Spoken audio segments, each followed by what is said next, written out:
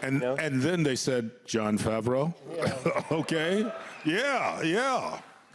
Dave Filoni. Dave Filoni. For me, it was a fascinating meeting because basically the invitation was Jon Favreau would like to talk to you about something Star Wars, and that's a direct quote. And so everyone says absolutely, of course, and I said yes, and I went over and I met Jon.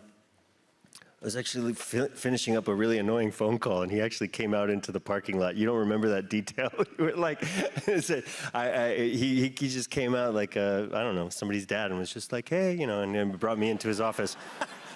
And he was like he thought I was lost or something like that. And then he brought me into a room, and that's where I met Dave. And there was it was wall-to-wall story illustrations of what they were creating, and instantly the most gorgeous Star Wars images you could possibly imagine. Some of which, by the way, we included at the end of the show. So each week you're going to see some of the images he's talking about in the end credits. So we really want you to focus on the Doug Chiang and the whole team of artists from Lucasfilm who put. They'll see it tonight. And there was like this silhouette was in so much of the imaging and I asked them, well, what do I have to audition for? You know, this creature, this robot, what? and I'm not really a voiceover actor, you know what I mean? I was like giving them a whole spiel, and they looked confused, and they said, "You're the Mandalorian." And I called my representatives right away, and I was like, they're asking me to be a part of something that is a really big deal, to answer your question. Beautifully done, beautifully done. All the way around. I didn't forget what she asked me. Now, Dave, there are a lot of people here that know a heck of a lot about the Mandalorians and their culture, yes. Saw you guys on the red carpet. But for someone who may not know, what is something that you think that people need to know going into this show, and where do the Mandalorians stand in a post-Return of the Jedi world?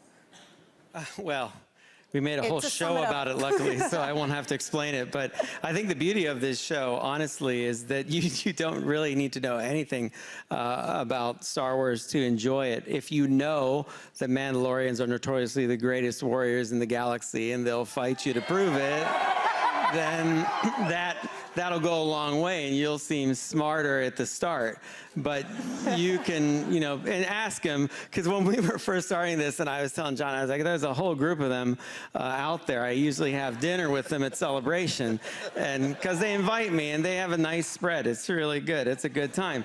And he's like, well, what are they like? I said, well, they're pretty much like you would think. They're Mandalorians, and they're here. They brought their helmets. Some are real metal. They're here. They all have their helmets. This is the way. They know the way. And so really, we just brought something to life on screen that I see pretty much every summer at Celebration. So if you want to experience it in depth, go to that. If you want to experience it in the safety of your own home, go to Disney Plus and you'll be fine. There you go.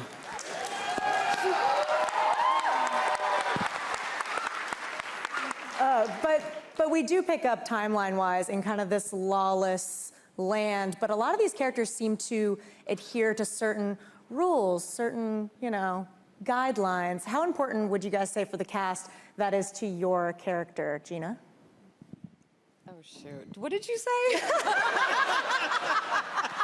She was just fighting aliens about 3 hours ago in a sewer. So I'm happy she's here. No, I have bruises all over my body. I was just rolling around with some.